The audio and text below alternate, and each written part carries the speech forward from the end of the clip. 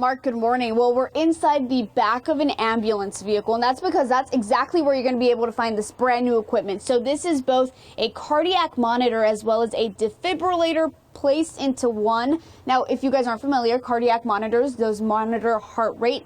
Defibrillators, those send shocks to hearts. This needs to happen when someone is having a heart attack. Now, this morning we are joined by Battalion Chief Joe Bratton. Good morning. Thank you so much for joining us. Good morning. We're talking about this brand new piece of equipment. What is the biggest difference between this new equipment and the previous equipment you used to use? Well, the previous equipment was a lot larger, and we didn't have the ability to send the information to the hospital on the move. So we could do that in the house or, again, en route to the hospital to get that accurate information to the medical facility we're taking the patient to.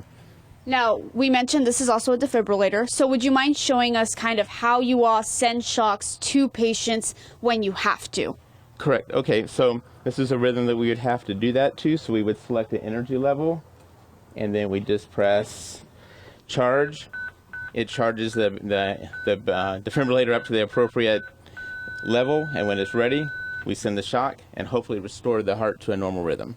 All right, well, thank you so much for joining us this morning, Battalion Chief. Now, if you guys remember, if you guys have seen in movies or shows when they have those paddles and they send that shock, well, that is no longer the case, especially not behind an ambulance. These pads, they do the same thing. They're placed on that patient, and then those send the shock. For now, we're live in the Southwest. Veronica Acosta, KGUN 9 on your side.